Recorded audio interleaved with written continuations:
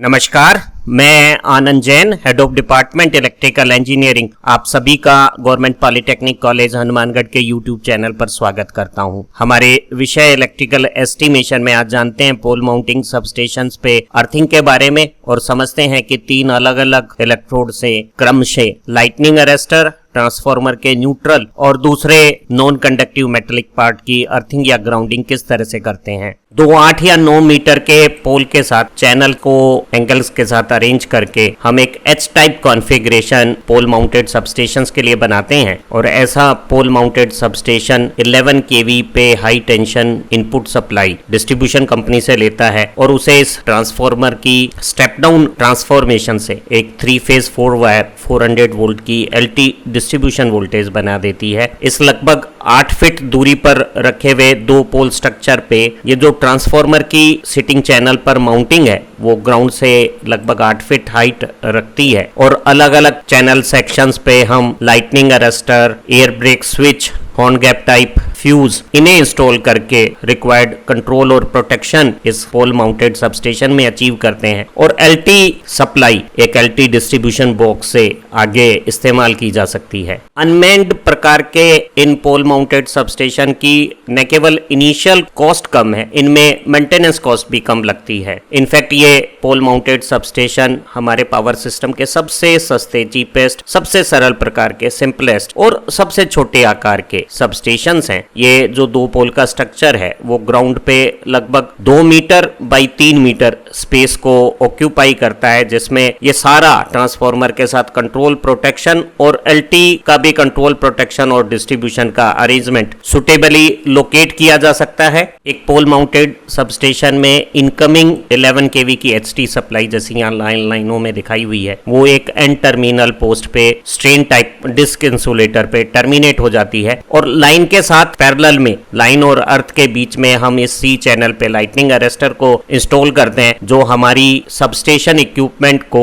Lightning over voltage और transient over voltage surges से बचाता है। कंट्रोल के लिए हम एक triple pole manual operated air break gang switch का इस्तेमाल करते हैं, जिसे एक ऑपरेटिंग हैंडल से नीचे 1 मीटर की हाइट पे हम एक साथ तीनों पोल को मेक या ब्रेक कर सकते हैं। ओवरलोड या शॉर्ट सर्किट से प्रोटेक्शन के लिए एक हॉर्न गैप टाइप फ्यूज का इस्तेमाल किया जाता है और ये जो C चैनल पे ग्राउंड से 8 फुट हाइट पे सुटेबल एंगल स्ट्रक्चर से ब्रेस किया हुआ ट्रांसफार्मर का स्ट्रक्चर है वो 11 kV इनपुट को हाई वोल्टेज की बुशिंग्स पे लेके अंदर मैग्नेटिक कपलिंग से दूसरी साइड में जो बुशिंग्स है वहां पे LT 4 वायर 4 बुशिंग्स पे निकाल देगा और उस LT सप्लाई को एक LT बॉक्स में CT मीटर से मीटरिंग करते हुए स्विच फ्यूज यूनिट या मॉड्यूलर के सर्किट ब्रेकर से कंट्रोल प्रोटेक्ट करते हुए एक डिस्ट्रीब्यूशन बोर्ड से आगे की सप्लाईज के लिए इस्तेमाल किया जा सकता है। हालांकि पोल माउंटेड सबस्टेशन अनमेन्ड होते हैं, लेकिन यदा कदा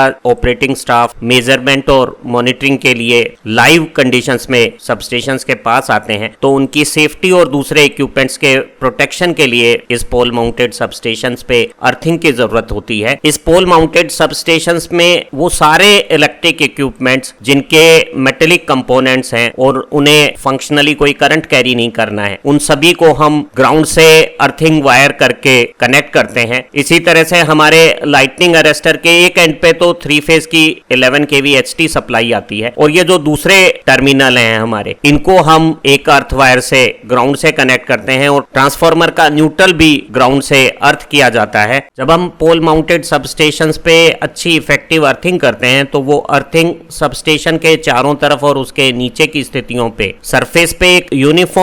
ग्राउंड पोटेंशियल जो नियरली 0 पोटेंशियल है वो मेंटेन करता है। अर्थिंग सिस्टम को इस तरह से डिजाइन किया जाता है कि वो दोनों नॉर्मल और अबनॉर्मल कंडीशंस पे इस तरह से फंक्शन करे कि ऑपरेशंस में लगे लोगों को किसी भी प्रकार के इलेक्ट्रिक शॉक का खतरा ना रहे। एक अच्छी अर्थिंग मेटेलिक सपोर्ट्स पे जब कोई अबनॉर्मल कंडीशंस आ गई है ऑपरेशन की, कोई इंसुलेशन फेलर आ गया है, तब भी जो पोटेंशियल में राइज होती है उन्हें लिमिट लिमिट करके रखती है, अर्थात सारे मेटेलिक सपोर्ट्स हैं वो इस तरह से अर्थ किए जाते हैं कि उनका पोटेंशियल फॉल्ट कंडीशंस पे भी, इंसुलेशन फेलर की कंडीशंस पे भी राइज ना करे। और अगर कोई अर्थ फॉल्ट हो जाती है, कोई इलेक्ट्रिक कंपोनेंट अर्थ से कनेक्ट हो जाता है, इंसुलेशन फेलर हो जाता है, तो एक अर्थ फॉल्ट करंट फ्लो होता है और वो वापस अपने प्राइमरी जनरेशन सबस्टेशन की तरफ, सोर्स की तरफ ग्राउंड से होता हुआ जाता है। तो हमारा जो अर्थिंग सिस्टम है वो इस फॉल्ट करंट को एक लो इंपीडेंस का पाथ प्रोवाइड करता है, ताकि हमारी अर्थ फॉल्ट प्रोटेक्शन की जो डिवाइसेज हैं या ओवर करंट सेंस करने वाले फ्यूज एलिमेंट्स हैं वो प्रॉम्प्ट और कंसिस्टेंस प्रोटेक्शन पूरे सिस्टम को दे सके। जब अर्थ फॉल्ट होती है तो जो अर्थ फॉल्ट करंट का फ्लो है वो जमीन में डाले गए अर्थ इलेक्ट्रोड और उसको जोड़ने वाले अर्थ वायर में फ्लो करता है, और मैक्सिमम फॉल्ट करंट की कंडीशंस पे भी अर्थ इलेक्ट्रोड और अर्थ वायर डैमेज या फ्यूज नहीं होने चाहिए। अर्थ फॉल्ट करंट की फ्लो के समय अर्थ इलेक्ट्रोड के आसपास एक राइज इन वोल्टेज बनती है। इस तरह की पोटेंशियल राइज को हम अर्थ पोटेंशियल राइज ईपीआर कहते हैं, और ईपीआर का मैग्नीट्यूड डिपेंड करेगा अर्थ फॉल्ट करंट कितना है और अर्थ इलेक्ट्रोड का रेजिस्टेंस कितना है। जब अर्थ इलेक्ट्रोड के पास पोटेंशियल में जो राइज होती है वो राइज अर्थ इलेक्ट्रोड के करीब ग्राउंड पे बहुत तेज इलेक्ट्रिक फील्ड ग्रेडियंट रखती है, और थोड़ा दूर जाने पे हमारा जो पोटेंशियल है वो ग्राउंड के अर्थ के पोटेंशियल जीरो जैसा हो जाता है। तो फॉल्ट के समय अर्थ इलेक्ट्रोड के पास पोटेंशियल में एक बहुत शार्प राइज है, और अर्थ इलेक्ट्रोड से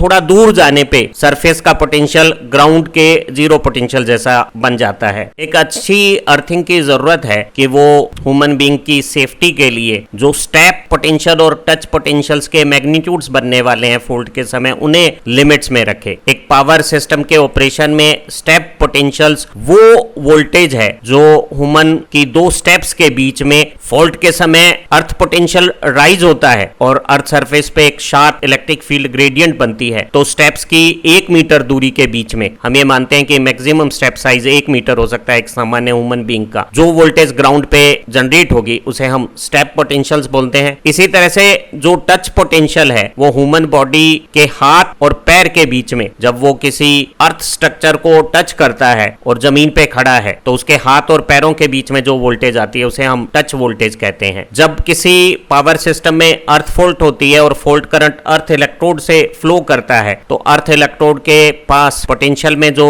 राइज होती है और दूर जाने पे वो ग्राउंड पोटेंशियल आता है, तो ये जो पोटेंशियल का वेरिएशन है वो बता रहा है कि दो स्टेप्स के बीच में ये स्टेप पोटेंशियल है और पैर और हाथ के बीच में ये टच पोटेंशियल है। हमारे पावर सिस्टम इक्विपमेंट के बहुत सारे मेटेलिक स्ट्रक्चर हैं जिन्हें हम सेफ्टी के लिए अर्थ भी करते हैं, और वो असेसिबल होते हैं, ह्यूमन बॉडीज उनको ग्राउंड पे खड़े हुए टच कर सकते हैं। तो फॉल्ट के समय अगर कोई ह्यूमन बॉडी किसी मेटेलिक स्ट्रक्चर को टच किए हुए है और ग्राउंड और इक्विपमेंट के सरफेस के बीच में जो इस तरह से पोटेंशियल डेवलप होता है उसे हम टच पोटेंशियल कहते हैं। सेफ्टी के लिए टच पोटेंशियल की मैक्सिमम परमिसिबल वैल्यू 233 वोल्ट तक हो सकती है। ये जो टच पोटेंशियल की मैक्सिमम परमिसिबल लिमिट है 230 वोल्ट, इसकी डिसीजन ह्यूमन बॉडीज में फिब्रिलेशन लिमिट्स के आधार पे की गई है। फिब्रिलेशन की कंडीशंस में हार्ट ना काम करना बंद कर देता है और हार्ट अटैक से डेथ जैसी कंडीशंस दम घुटने से होती है वो हो सकती हैं। और जो इमोबिलाइजेशन है, जकड़न है या आदमी का झटका खा के गिरना है या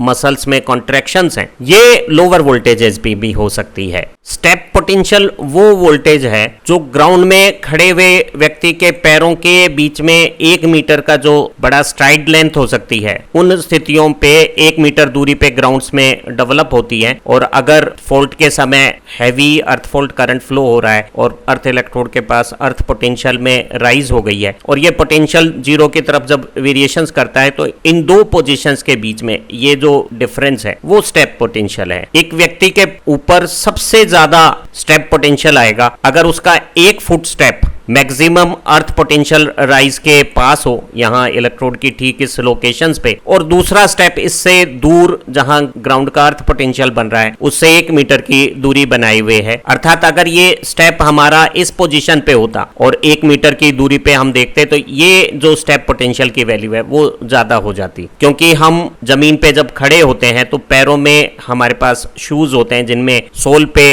इंसुलेशन होता है। तो ऐसी स्थिति में ज्यादा पोटेंशियल होने पे भी हमारी बॉडी में करंट फ्लो ज्यादा नहीं होगा, और अर्थ का जो लेग्स के साथ कनेक्शन है उसमें मूवमेंट में सेंसिटिव ऑर्गन्स हर्ट या दूसरी चीजें नहीं आती हैं, तो हमारा जो परमिसिबल सेफ लिमिट है स्टेप पोटेंशियल्स की वो रिलेटिवली ज्यादा है 17.5 kV। अगर हम पावर सबस्टेशन पे अच्छी अर्थिंग को डिजाइन करते हैं और एक अर्थ इलेक्ट्रोड की बजाय मल्टीपल पोजीशंस पे अर्थिंग के इलेक्ट्रोड्स को करते हैं तो हमारा अर्थ फॉल्ट करंट मल्टीपल डायरेक्शन में डेविएट हो जाता है और करंट का मैग्नीट्यूड अर्थ में कम फ्लो होने से, भले ही अर्थ रेजिस्टेंस की कंडीशंस सिंगल इलेक्ट्रोड और मल्टीपल इलेक्ट्रोड में सेम रही हो, हम पाएंगे कि जो पोटेंशियल राइज में ग्रेडियंट बनती है वो सिंगल इलेक्ट्रोड में शार्प होगी और मल्टीपल इलेक्ट्रोड्स में वो कम ग्रेडियंट की हो जाएगी। ऐसी स्थिति में जो टच पोटेंशियल है हमारा वो भी कम हो जाएगा और स्टेप पोटेंशियल का मैग्नीट्यूड भी कम हो जाएगा। इसीलिए हम जब पोल माउंटेड सबस्टेशंस या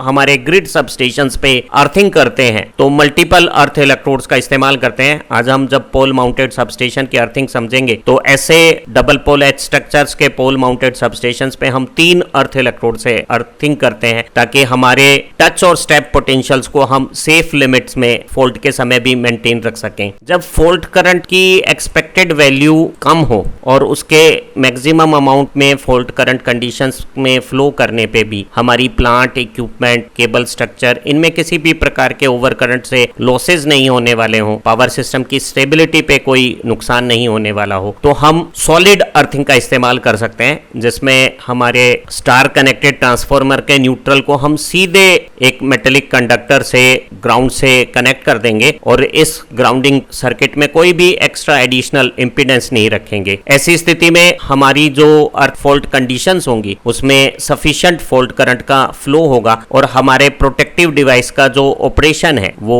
प्रॉम्प्ट और रिलायबल और कंसिस्टेंट बन जाएगा। लेकिन जनरेटिंग स्टेशंस पे जहां हैवी फॉल्ट करंट कंडीशंस पे एक्टिव लोड की एब्सेंस होने पे स्टेबिलिटी लॉस की कंडीशंस आ जाती हैं, वहां हम रेजिस्टेंस की मदद से जनरेटर के स्टार पॉइंट को ग्राउंड करते हैं और रेजिस्टेंस अर्थिंग का इस्तेमाल करते हैं। वहीं पावर सिस्टम में आर्किंग कंडीशंस को कंट्रोल करने के लिए, फॉल्ट करंट के मैग्नीट्यूड्स को लिमिट्स में रखने के लिए हम इंडक्टिव रिएक्टेंस के साथ अर्थिंग करते हैं। इसी तरह की एक अर्थिंग को हम पीटरसन कॉइल अर्थिंग कहते हैं। हमारी प्लेलिस्ट की एक दूसरी वीडियो में इस तरह की सभी अर्थिंग को समझाया हुआ है। हम पावर सिस्टम में प्लेट इलेक्ट्रोड से अर्थिंग तभी करते हैं जब हमें बहुत ज्यादा अर्थ सर्किट में करंट को कैरी करना बहुत ज्यादा जरूरी हो। ऐसा हम अक्सर जनरेटिंग स्टेशंस पे और बड़े जो ग्रिड सबस्टेशंस हैं उनमें हम प्लेट इलेक्ट्रोड से अर्थिंग करते हैं। जो सेकेंडरी डिस्ट्रीब्यूशन के पोल माउंटेड डिस्ट्रीब्यूशन ट्रांसफार्मर स्ट्रक्चर्स हैं उनमें बहुत ज्यादा अर्थ फॉल्ट करंट को कैरी करने की जरूरत नहीं है, तो हम एक इकोनॉमिक लेकिन इफेक्टिव पाइप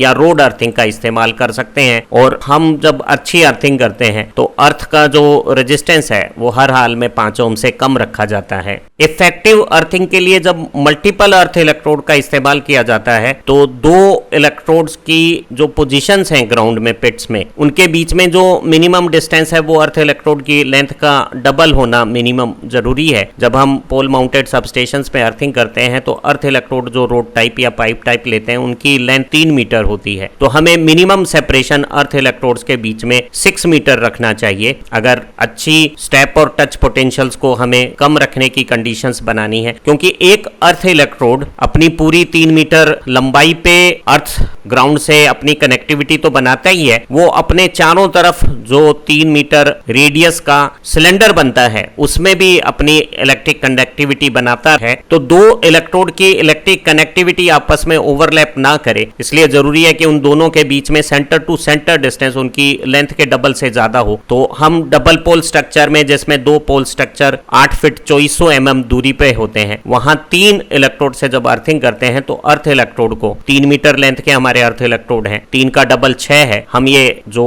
सेपरेशन रखते हैं वो 6 से भी थोड़ा ज्यादा 6.5 मीटर रखते हैं। और जो अर्थ इलेक्ट्रोड हम इस्तेमाल करते हैं एक डबल पोल माउंटेड सबस्टेशन की अर्थिंग के लिए, उसमें हर अर्थ इलेक्ट्रोड एक 50 mm डायमीटर का पाइप है जिसकी 3 mm थिकनेस है और 3 मीटर लगभग 10 फीट हाइट है। इन अर्थ इलेक्ट्रोड को हम ग्राउंड में वर्टिकली बरीड करते हैं, दबाते हैं, और इसकी 4 इंच हाइट ग्राउंड लेवल से ऊपर निकाली हुई होती है, जिसपे हम एक यू शेप क्लैंप को वेल्ड या दूसरे सुटेबल फिक्सचर से फिक्स कर देते हैं और इस क्लैंप के साथ हमारा अर्थ वायर स्ट्रक्चर जो 4 mm का GI वायर हो सकता है या फिर 25 mm बाई 4 mm डायमेंशंस की MS फ्लैट स्ट्रिप्स हो सकती है, उसे कनेक्ट कर देंगे। 3 अर्थ इलेक्ट्रोड में से जो 1 नंबर अर्थ इलेक्ट्रोड है हमारा, उसका इस्तेमाल हम लाइटनिंग अरेस्टर की 2 टर्मिनल होते हैं लाइटनिंग अरेस्टर में, एक टर्मिनल पे हमारी 11 kV की इनकमिंग लाइन कनेक्ट होती है और दूसरे एंड को हम अर्थ से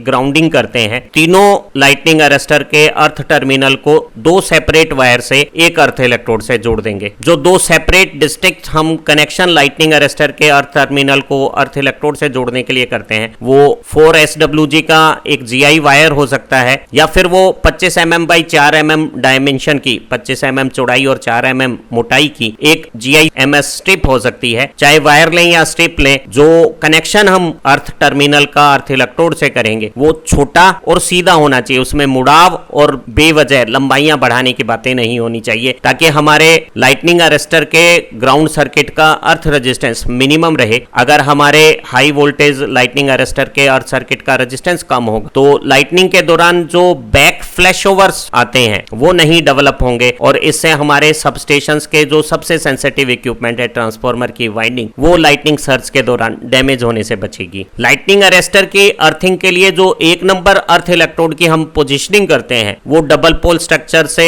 ऐसे प्लान की जाती है कि हमारे जो ऑपरेटिंग हैंडल और दूसरे जो ऑपरेशंस के लिए ह्यूमन बॉडीज के मूवमेंट्स हैं उससे ये अर्थ इलेक्ट्रोड की पोजीशन दूर रहे। तो अगर कोई लाइटनिंग या हाई वोल्टेज में फॉल्ट कंडीशंस आती हैं तो यहाँ जो पोटेंशियल राइज की कंडीशंस बनेगी वो ऑपरेशन की कंडीशंस के दौरान स्टेप और टच वोल्टेजेस को ज्यादा ना करे। ट्रांसफार्मर में जो LT साइड में 4 वायर सप्लाई की जो न्यूट्रल बुशिंग्स का पॉइंट है उसे भी हम 2 सेपरेट डिस्टिंक्ट वायर से एक अर्थ इलेक्ट्रोड से जोड़ते हैं। अगर हम ट्रांसफार्मर न्यूट्रल की अर्थिंग के लिए नेक फ्लैट स्ट्रिप इस्तेमाल कर रहे हैं माइल्ड स्टील की 25 mm चौड़ाई और 4 mm मोटाई की, तो इस स्ट्रिप की पोल स्ट्रक्चर पे जो मूवमेंट है 2 स्ट्रिप्स होंगी, एक ही न्यूट्रल टर्मिनल से चलेगी, लेकिन वो उस पोल सपोर्ट के साथ होंगी जिस पोल सपोर्ट के साथ लाइटनिंग अरेस्टर का अर्थ वायर मूव नहीं कर रहा होगा, क्योंकि हम लाइटनिंग अरेस्टर की अर्थिंग को किसी भी दूसरी जो हमारे सबस्टेशंस की अर्थिंग है उसके साथ लूप इन या कनेक्ट करना नहीं चाहते हैं, ताकि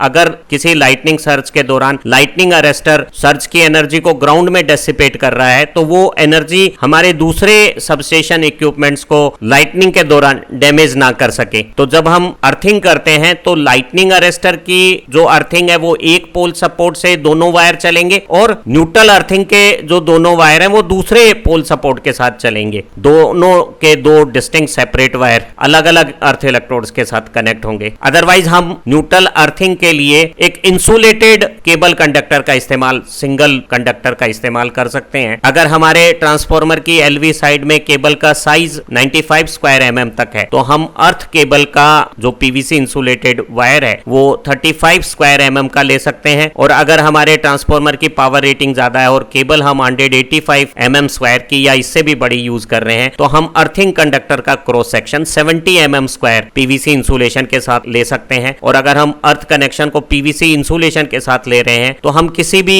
पोल स्ट्रक्चर के साथ, क्योंकि ये लाइटनिंग अरेस्टर की अर्थिंग से सेपरेट रहेगा, इलेक्ट्रोड से कनेक्शंस न्यूट्रल का बना सकते हैं। हमने 1 नंबर अर्थ इलेक्ट्रोड से, ये जैसे गहरे हरे रंग से हमने दिखाया है, 2 सेपरेट और डिस्टिंक्ट वायर से तीनों लाइटनिंग अरेस्टर के कनेक्शंस ग्राउंड से कर दिए हैं। वहीं जो ट्रांसफार्मर का न्यूट्रल है वो भी 2 सेपरेट डिस्टिंक्ट अर्थ वायर से एक दूसरे इलेक्ट्रोड से भी कर सकते हैं और 2 नंबर और 3 नंबर दोनों इलेक्ट्रोडों से भी अलग अलग कर सकते हैं। इसके अलावा हमें इस पोल माउंटेड सबस्टेशंस के बहुत सारे दूसरे non current carrying metallic supports हैं, उनकी अर्थिंग करनी है और उस अर्थिंग के लिए हम 4 SWG का GI वायर का इस्तेमाल करेंगे। हम जो हमारे डिस्क इंसुलेटर्स हैं उनके मेटल पार्ट्स हैं, लाइटनिंग अरेस्टर का जो सिटिंग चैनल है, एंगल सपोर्ट्स हैं, उन्हें जो स्टे और जो हमारा टॉप एच चैनल है उन्हें, जो triple pole manually operated gang air break switch है उसका दोनों चैनल का फ्रेम स्ट्रक्चर, एंगल्स, जो एयर ब्रेक स्विच में पोस्ट इंसुलेटर्स हैं उन इंसुलेटर के